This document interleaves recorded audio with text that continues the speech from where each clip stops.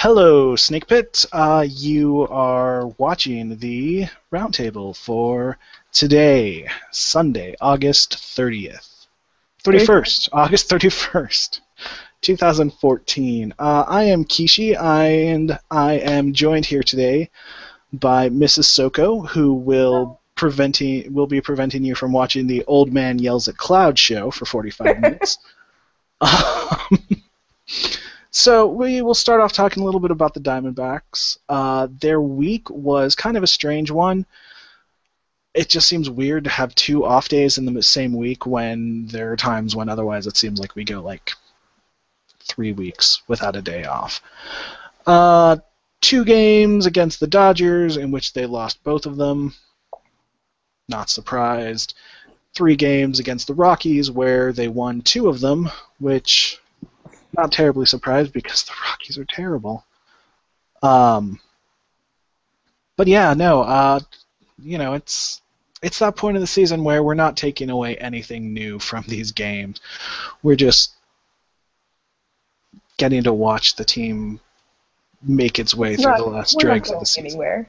Yeah, we're not going anywhere. It's just it's going through the motions at this point. Mm-hmm. Yeah, Liz, you were at today's game. Any thoughts on it? Anything you wanted to talk about?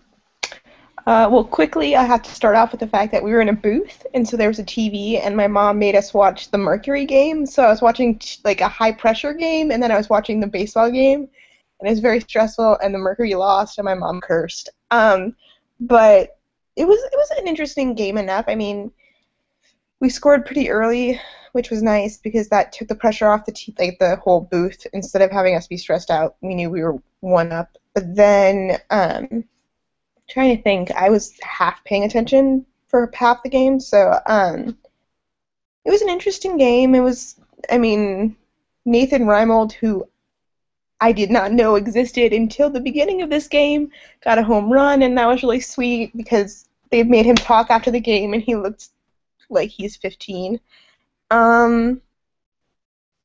Let's see, what else? There was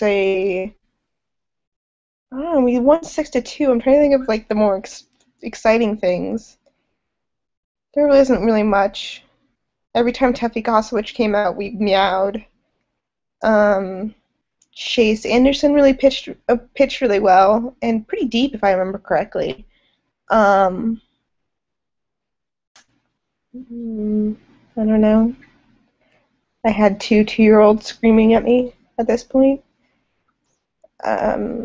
Who else played well? Aaron Hill got a triple, and that was really nice. And that was like literally like a half an inning before then Phil, who is Skins, I think. Oh my god, I can't remember his name. That's horrible. Was Phil and Tim Soko both were like, Aaron Hill's washed up. He's not playing that well. A half an inning beforehand, he just got like a stand-up triple. I don't understand this team. Like, these people. Hi, you can hear my echo. Hi. Hi, I accidentally hit the wrong... I clicked at the wrong moment and closed the window that I had the round table running in. So that was a very fun and exciting moment of panic for me. And by fun and exciting, you mean my blood pressure went up really high for a second, thinking that like I'd have to run the rest of this. I was just thinking, I'm like, you know what? Liz has got this. Don't worry about it. Yeah. Because this, the old man yelling at clouds, this would turn into my daughter's really cute and laying beside me for 45 minutes. I could close this tab too and just watch, because I would be okay with that. There she is. So yeah. No, I don't know. The game went well. It felt like towards the middle and the end when I was watching, I was like, this is the team that I want to watch. But then I realized we were playing the Rockies, so... Yeah, I mean, I think that is kind of, at least one of the things as you get towards the end of the season, you're like, man, why can't the team play like this all the time? Oh, right, because sometimes they have to play against professional baseball teams who are actually competent Hmm. how they do that. So, Is Tulu injured? Because I don't remember booing him at all today. yeah, Tulowitzki is out, I believe, for the rest of the season. I want to say he's having surgery on something. Oh, okay, cool. Um, Let me just Google that really quickly. Yeah, oh, Tulowitzki is he's having, it says, two major surgeries to his left hip and groin area in the past 2 years. So I'm assuming one of those was this year. Um, yeah, no, apparently there is some belief that the Rockies generally want him to move to another position to take care of his, because obviously Tulowitzki, fine, okay, I'll admit it, Tulowitzki can be a good player sometimes. Don't let it go to your head, dude. Like he's Uh, watching this show. oh, he is. Oh, he is. Um, no, I mean, he plays well when he's healthy, but he does have a very serious history of injuries. Um, yeah, his most current surgery was repairing a torn labrum in his left hip. Um, but yeah, shortstop is one of those positions that causes you to move around a whole lot, and with his history of injuries, maybe something like first or third base would be better for him health wise, but How old is he? Tulowitzki, I don't know. He's an old man. He's like, If you I'm say gonna look this anything, up, and he's gonna be younger than me. I know. I'm like, if you say like 28, I'm gonna punch you in the face the next time I see you. That would hardly be a good way to say hello. I'd He give you a hug first, but then is. I'd punch you. Oh, good news. He's 29. No, I mean it's not like Tulowitzki's that old. He's been around for a while, but Yeah. no, and he has no interest in moving away from shortstop. He's reports of him saying that he'll retire before he moves to another position, and shortstop is what he's always played, and just it's a part of who he is. So Well, isn't shortstop also really specialized? So you're kind of like golden if you're the shortstop and you play well. kind of, yeah, but I mean there's still, I mean you can still make a transition to another position, and Tulowitzki is, I mean he's at least offensively he's good enough that they could move him to another spot, and he would still be a really useful resource for the team. Hmm. Um, but I mean, if he wants to stay in shortstop, I guess he's going to make that move, and he's going to pay the price necessary. Yeah. Also, fun fact: Troy Tulowitzki's middle name is Trevor. T Oh R. my. No, no, no, no. Oh no, it's worse than you think. Trever. Oh. Today on the Jumbotron, there was a kid who had a birthday, and his name was Braxton. And for those of you who don't know about what Braxton Hicks are, it's like the most uncomfortable last month of your pregnancy. So all I'm saying is, why would you name your child after literally what makes you uncomfortable for 6 weeks? I don't understand parents. Also, I don't know if it's scientific, but it just seems to me like a kid named Braxton is going to be annoying as all hell. Yeah, I think it's true. Same with Troy Trevor Tulowitzki.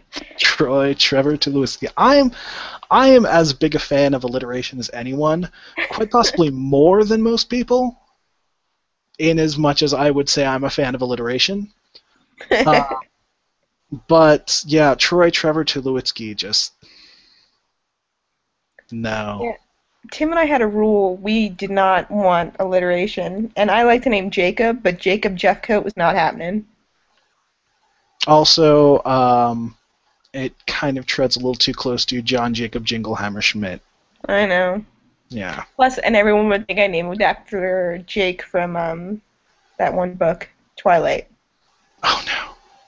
Because Jake and Edward and Bella are three of the popular names at preschools now. Yeah.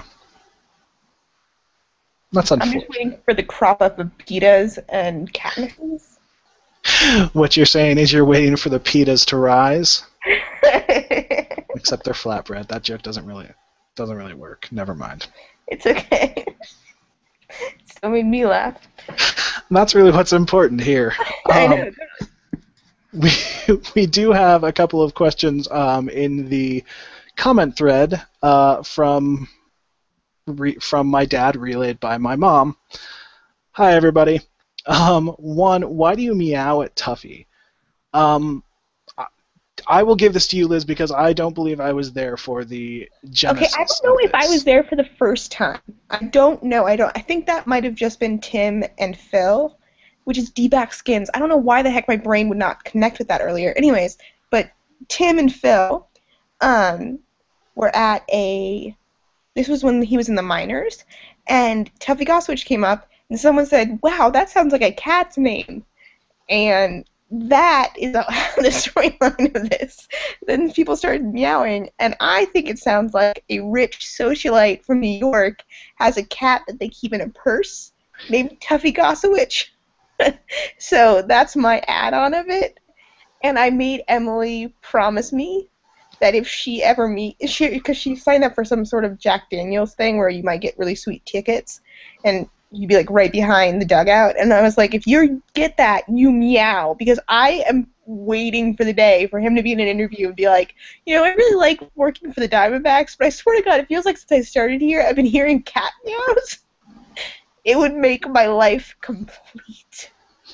I kind of agree with the idea that Tuffy Goswitch is like a socialite's cat, but I also imagine it was like the socialite named the cat, got the cat as a kitten when they were like 9 years old, and as they've grown up, now they're 21, and the kitten Tuffy has grown into like this surly old cat that just like Grumpy Cat basically. Or like the diabetes cat, where it's like... Yes. It's an angry cat, and but they still carry the cat around in their purse. Because and why like not? Spoil the heck out of it. Oh, like, yes. Put bows on it, even though it's a boy, and like they know it's a boy, but they still put the pink bow on the top. Yeah. And they're like, everybody recognizes this cat is just so like disinterested in everything and so frustrated. Except for the socialite, who is still like, oh yes, you're just the sweetest little cat, aren't you, Tuffy? Oh, Tuffy. I'm sorry. They probably refer to Tuffy Goswitch, the whole name. Tuffy Goswitch. And make a guy. His real name is John, by the way. His real name, his birth name is John Goswitch. But somewhere along the line, his family saddled him with Tuffy. I think that's a good way to go, because I feel like with a last name like Goswitch, you want to go with something weird.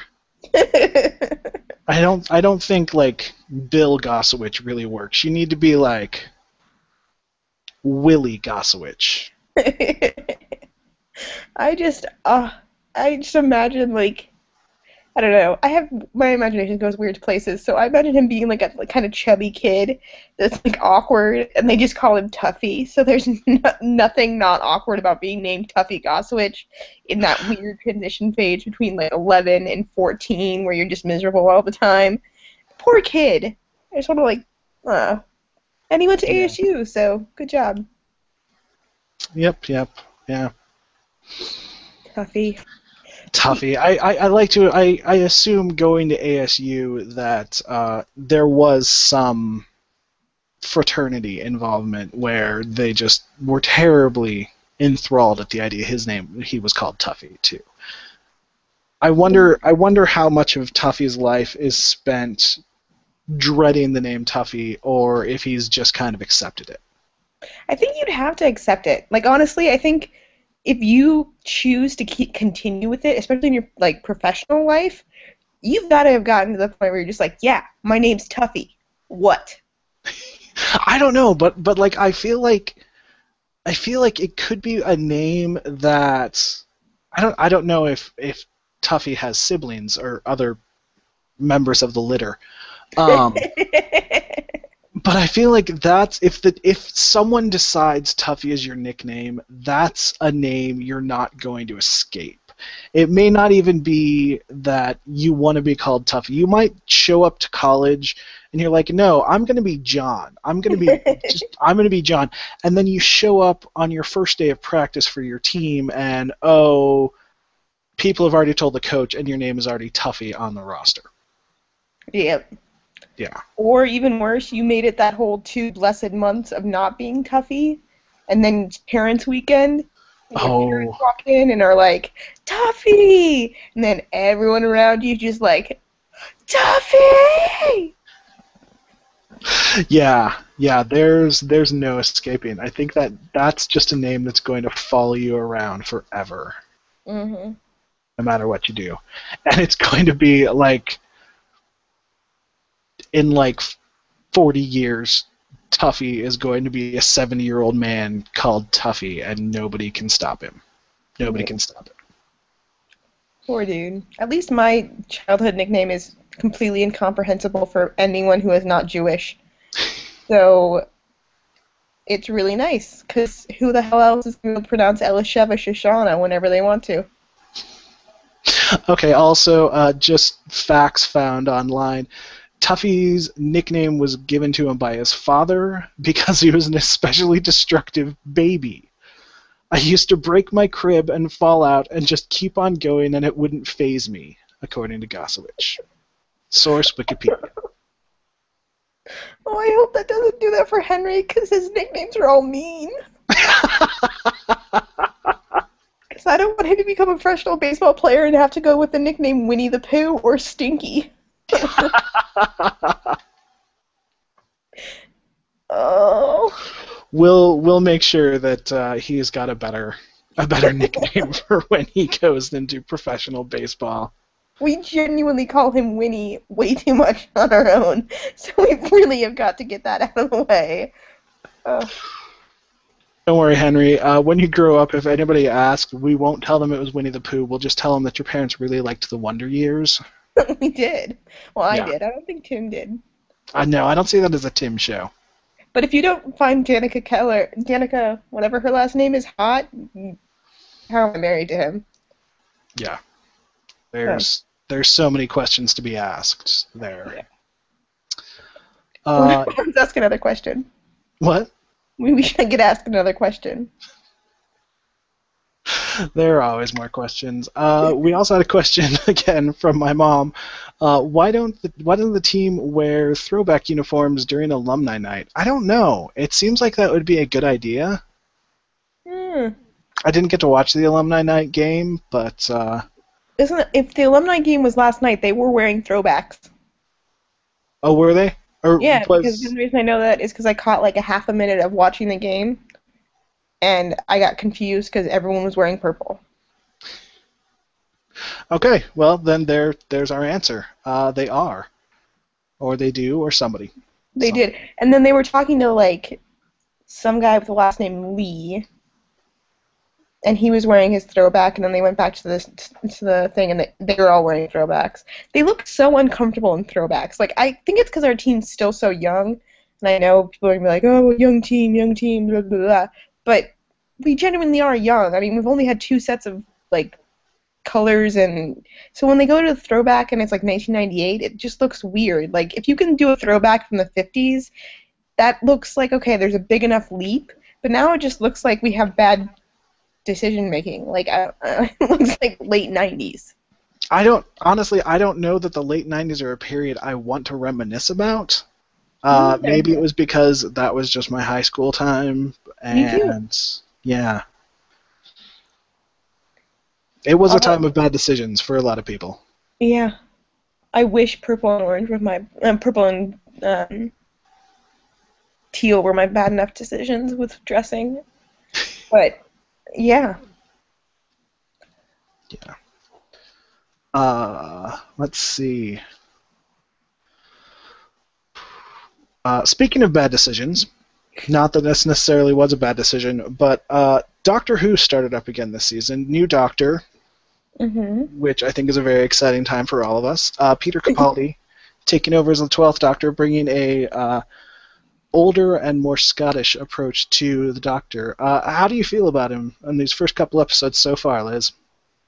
Okay, so I have mixed feelings. I actually was talking to another Doctor Who fan today, and we were discussing the transitions. And so this is the fourth Doctor I've watched. I watched Eccleston, I watched Tennant, Matt Smith, and now Peter Capaldi. And I felt like when I went from Eccleston to Tennant, because it was just such a short, like, one season kind of thing, switching to David Tennant wasn't that difficult for me. I felt like it was a smooth enough transition because of Rose kind of having the awkwardness and getting into it. It took me freaking forever to like Matt Smith. It took me, I think, until the Doctor's wife to like Matt Smith. Beforehand, I was kind of give or take, and I feel like I'm accepting Capaldi quicker than I'm going to with Matt than I did with Matt Smith. But I do still feel that weird, like, okay, I think my mind has to reset or something because I don't know. Like he has everything in that I like, and I should love him with every fiber of my being. But I'm still like, but where's Matt Smith? And oh, this is a different Clara. Like I feel like Clara has completely changed in my head, or I don't know. I just so it'll take me a while, but I feel like I'm gonna glob on to Capaldi a lot easier than I did with Matt Smith, because Yeah, Matt Smith annoyed me at first. I think that's fair. I mean, Matt Smith, I think, had the kind of unenviable task of coming in behind Tennant, and also with a change of writers and. Oh, Muffet. Yeah, no, I mean that's like I think that's part of my problem. Like I really like Capaldi so far. Mhm. Um, First of all, I mean just not even from what not even necessarily just from, like even before he was on, even before we ever saw anything of him as the Doctor. Um, just interviews with Capaldi, and also the fact that he's been friends with oh my goodness, I just completely drew a blank on his name. British Scottish guy has a late night talk show. Graham North. Craig Ferguson. Craig Ferguson. There we go. Craig Ferguson. Yes, they were like in a punk band together. Oh, that's Something. awesome. Yeah, and I mean Craig Ferguson is obviously a really huge Doctor Who fan. If people haven't seen the intros he's done about Doctor Who on his show, they really should. They're fantastic. So Or I the desk, where he has a TARDIS. He has the TARDIS mug. A couple different things on his desk. yeah, he's a really huge fan, and he's had all sorts of people. So I'm really excited to see Capaldi. I'm really excited to see what he can do, and I I mean, I think it'll be interesting. Um, I feel like unfortunately the same problems show up Hmm. with from what I've had with Matt Smith that are, as you say, Stephen Moffat's writing.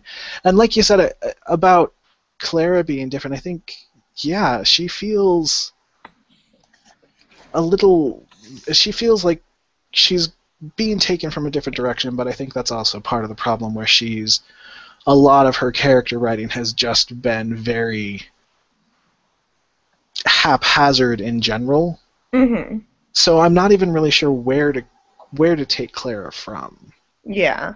in comparison. So I'm hoping I would really like to see more stability to her as a character and to their relationship. But if what people have said about Capaldi taking an influence behind the scenes and what's being written on the show is true, then I would be very interested to see that because I feel like he's going to have a much more traditional take on the Doctor.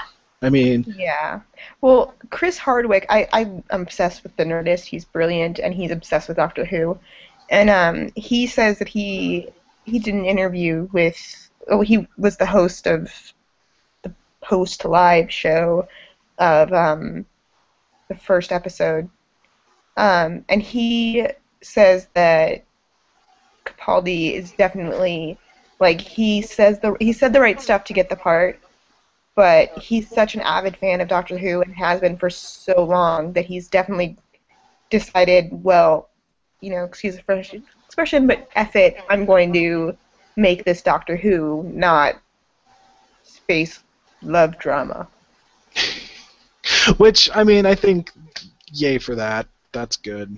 Um, Yeah, but I'm yeah, I mean, excited. I am too.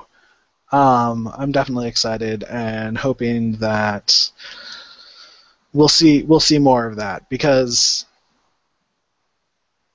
I don't know.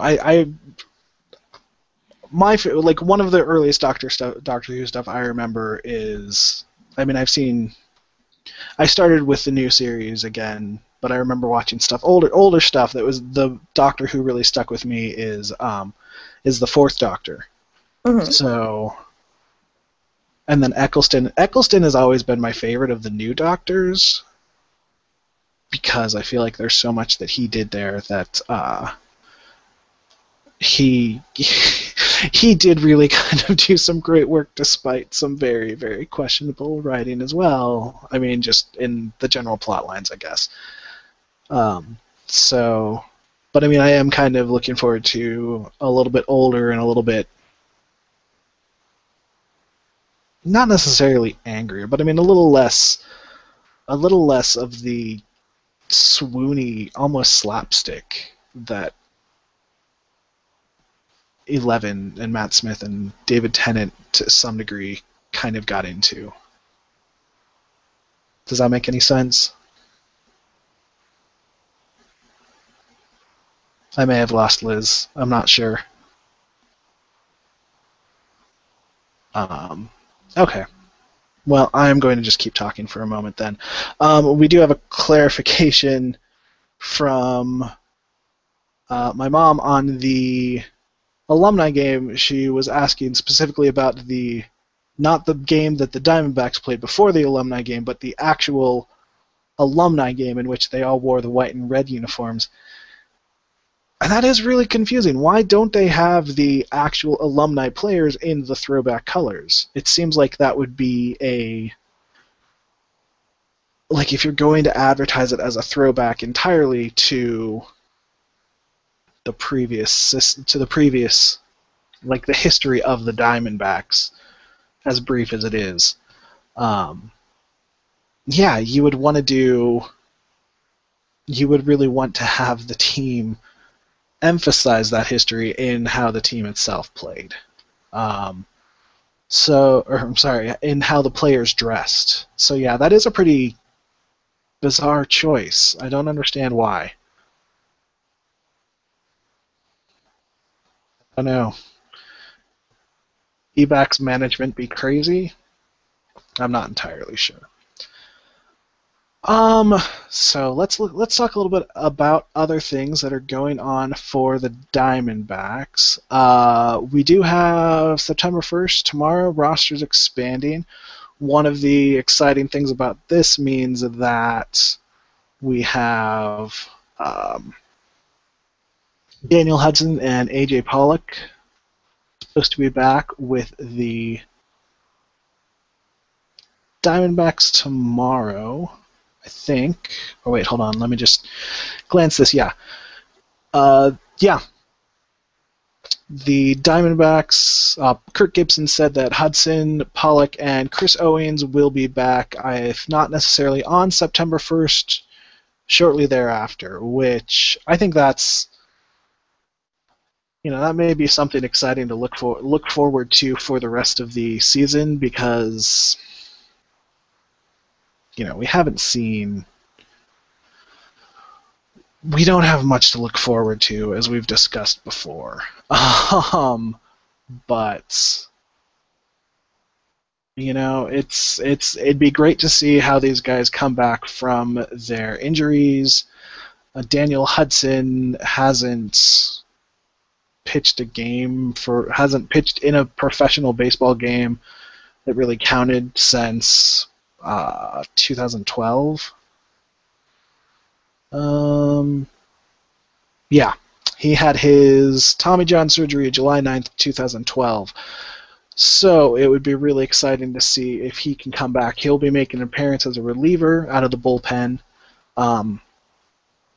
So fingers crossed. I mean, Daniel Hudson, I don't know necessarily how most of the fan base feels about him, but he's always been a favorite of mine. He's even in the time when after his surgery, when he hasn't been able to pitch, or after his surgeries, plural, he's always been a really entertaining person to follow on Twitter. He's just been one of the players who he seems to enjoy the game, and he seems to enjoy pretty much all of it. He's enjoys his career. He enjoys what he does. He likes talking to the fans. Asteroid has made made a couple, I believe, of quilts for Daniel Hudson for when he's had kids, and he's always been really nice and friendly and encouraging to that. So, he seems like a good guy. Be good to see him have a shot at getting back in the majors after two injuries that possibly just seem like they could have been not two injuries, but I mean two surgeries that could have been career ending for him. And just the fact that he's making it back to the major leagues at all, even in a bullpen position, is kind of fantastic. I mean, I'm really, really happy for the guy. I think he should be proud of his recovery. So here's hoping for good things out of him, even though I'm sure that most of it is going to be, I mean, it's almost going to be a rehab work for him. So, it'll be good to see. And yeah, as I said, A.J. Pollock and Chris Owings also supposed to be back, which both of them were playing pretty well for us before they got injured. And that'll be nice to have them back on the roster. And speaking of back on the roster, I'm so sorry, my computer just shut down. I'd have no idea what just happened. We try to maintain this as a very professional show. I think that people just disappearing from the chat while someone else is talking is a little rude, and I can't imagine why anyone would do that. I know. You should have heard the words that came out of my mouth when the thing happened, though, because if the computer breaks, I'm going to be pissed. Yeah, understandably. So what are we talking about? I was just talking about Daniel Hudson, A.J. Pollock, and Chris Owens supposed to be back for the Diamondbacks in the next few days, possibly tomorrow, possibly shortly after that. Any thoughts? So I love A.J. Pollock. I love Daniel Hudson. But I feel really bad about Chris Owings because he has the same last name as Micah, and I loved Micah so much. I get so disappointed when I see his name. I can't like him. I've tried, especially because he's so sweet and he looks so young and he's so nice. Like he seems genuinely nice. But every time I see his jersey, I'm just like, but that's not Micah. It's really pathetic. That's my. I think the unfortunate thing about it is that Chris Owings may be as good a pitcher as Micah Owings was, but it's still up in the air over which of them has more power at the plate. Oh, do you remember that blessed part of the season? That one year when Micah Owings, every time he would pitch, he wouldn't just pitch, it would be offense and defense, and it was beautiful, and we all were happy, and life was nice.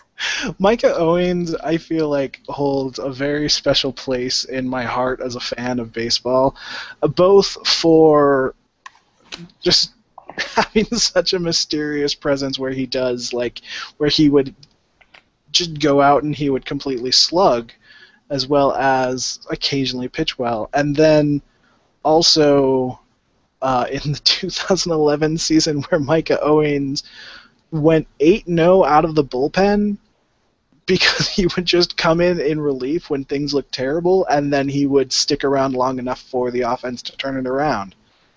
I kind of vaguely remember that. Yeah, I feel like that's never a skill that could be repeated, but it's impressive as hell. He also stands out to me. He is genuinely one of the nicest guys, because Elvin Jen, is that what her name is on the board, or is she just Jen? Elvin Jen, yeah. Elvin No, Jen. no, she's Snake Charmer. Oh, Snake Charmer. Too many names. Too many names. Okay, anyways, Snake Charmer, we went to San Francisco and she took us to meet the players. And Micah hadn't been on the team. Like, he was just come back and he hadn't seen her in like 3 years. And he walks past, doubles back, and he's like, I have been waiting to come to San Francisco to see you. It was the sweetest moment I have ever experienced.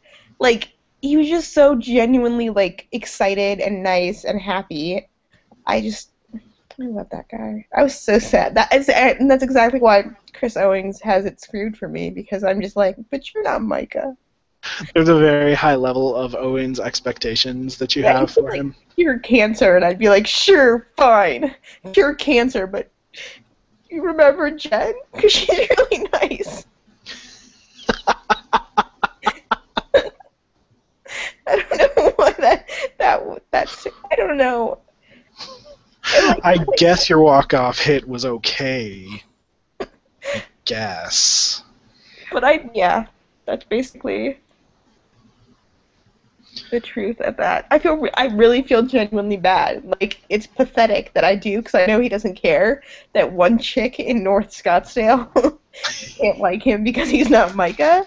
But Well, as we've already established, Tulowitzki is watching this because of me, obviously, and I'm pretty sure that Chris Owens is watching. He's like, oh, I tried, Mrs. Soko. oh.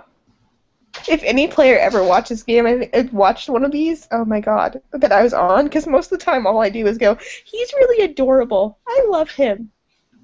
I want to adopt him and make him cookies. P.S. We have a player whose name is Lamb who looks like a baby version of Patrick Corbin. He looks like a baby version of Baby Bird. Yes, it is horrible. How is this my life? Sorry. Yeah. No, but I mean, it is. I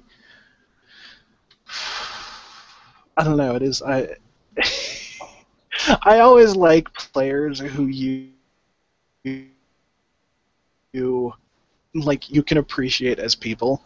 Mm-hmm. I mean, going back to previous players. I mean, Barry Enright. I love Barry Enright. He may not have been a great pitcher. He may be like perpetual AAA player now. I'm not even sure. But he was always like the nicest guy and the most enthusiastic person on Twitter. Mm-hmm. And yeah, That's also partially why I like Daniel Hudson, because no matter like if he hasn't been on all day or not, they win a game and he's hashtag slap hands. yeah, no matter what. Like that's usually the quickest way for. That's usually if I'm because I don't get games on TV very often, but it's usually the quickest way for me to find out is just keep an eye on Twitter, and slap hands usually shows up before the Diamondbacks Twitter gives us a final score. Exactly. And I like that. I think that's the whole point of baseball to me. Like, I watch a lot of sports. It's kind of pathetic. I used to not watch it, but then I married that dude.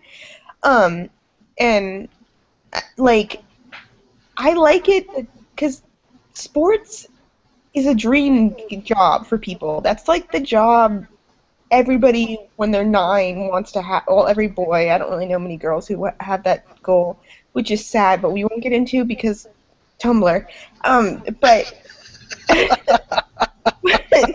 every 9-year-old boy wants to be a baseball player, and if you actually get there with all that work, I want you to just be able to like accept that it's the coolest thing that's ever happened. And yeah, you'll have bad days and you'll be bitter sometimes, but just like the hashtag slap hands makes me feel warm inside, and I'm watching you play.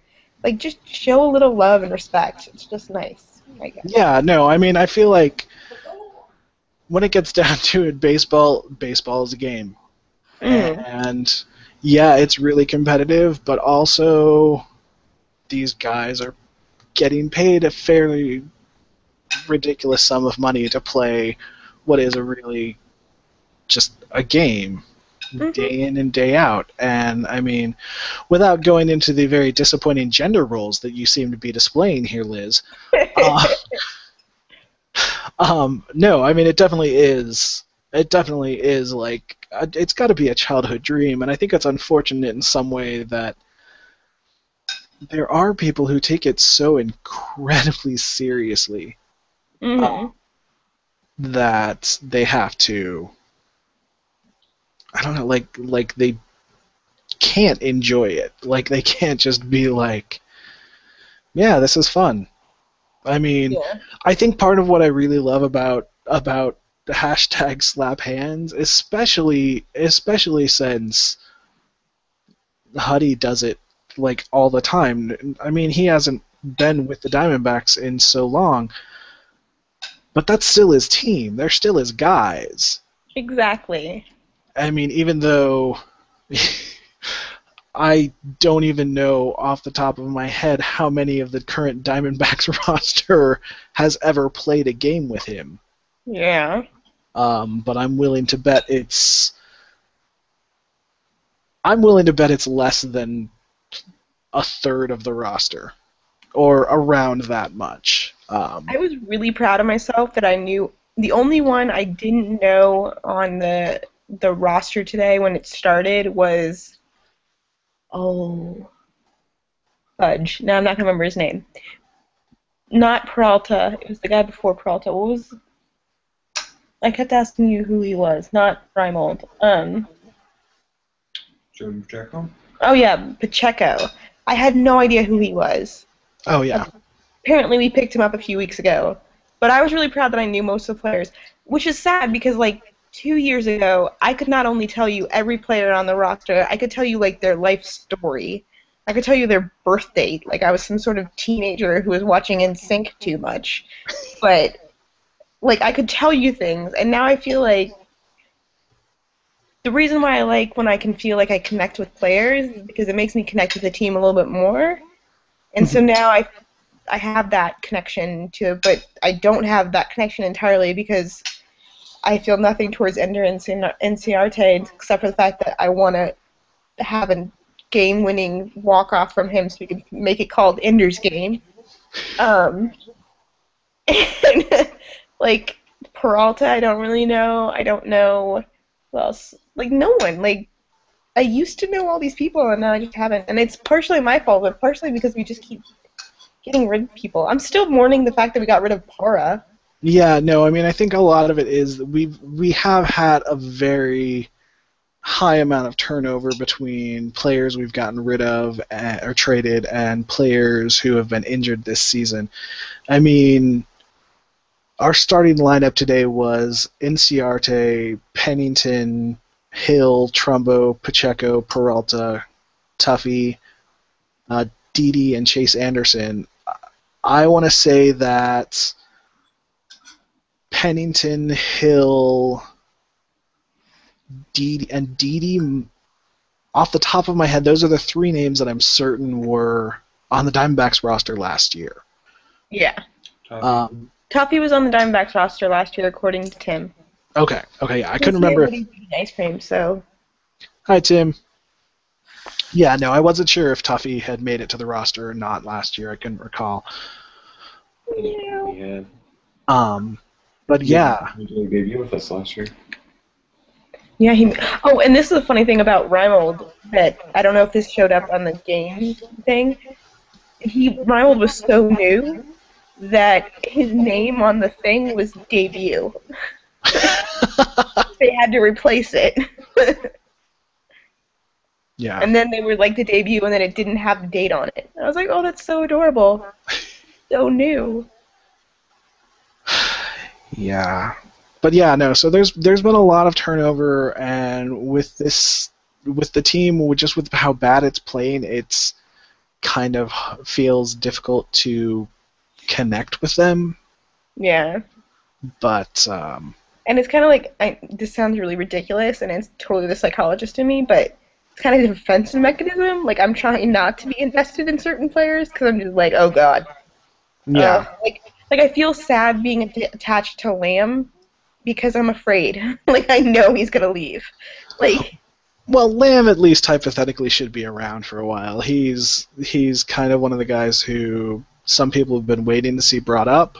Mm-hmm. So hopefully he'll stick around to some degree, because otherwise I'm not entirely sure who's going to be playing third base for the Diamondbacks next year, which we could trade for somebody. It's third base. For a while it was first base, but now we have the Golden Boy. Now it's third base in the outfield. It just feels like you can never be like, that is our player. It's always like, who's going to be that player? Well, yeah, and I feel like the outfield has kind of been shuffling around a lot lately. I mean, part of it was the beginning of the season where it seemed like we had so many players out there, and then injuries and more injuries, and then trading Para and Prado. Though Prado didn't spend as much time in the outfield this year. But yeah, it just seems like there's just been, like, every week you check in and there's somebody else different out there. So yeah. But all right, well, that kind of seems like a decent place to wrap it up, with way too much turnover and not being attached to teams. We have a surprisingly small amount of talk about Doctor Who and surprisingly high amount of talk about baseball for the two of us, dude. I know. I was actually very surprised. I expected it to be the other way around. We were successful. But yeah, apparently we can even surprise ourselves. So, that will wrap it up for us. If you're still watching this, you probably know where to go click on things on the Snakepit and to look at the page and to look forward to the end of the season and the dark, cold winter ahead that will hopefully begin with the warming glow of KT being burnt in effigy, maybe? I just don't. Let's just send him back to the Padres. Come on. We already send everyone to the Padres. Just send him to the Padres. I don't know. But they've got a new GM. They signed somebody else. Yeah, I think they did. Or maybe, yeah. Can we sell KT to the Dodgers? I think that would be considered some sort of vicious, cruel warfare. So. Okay. All right. So for myself, for Mrs. Soko, I hope everybody has a good week ahead of them, and thank you for tuning in. Bye.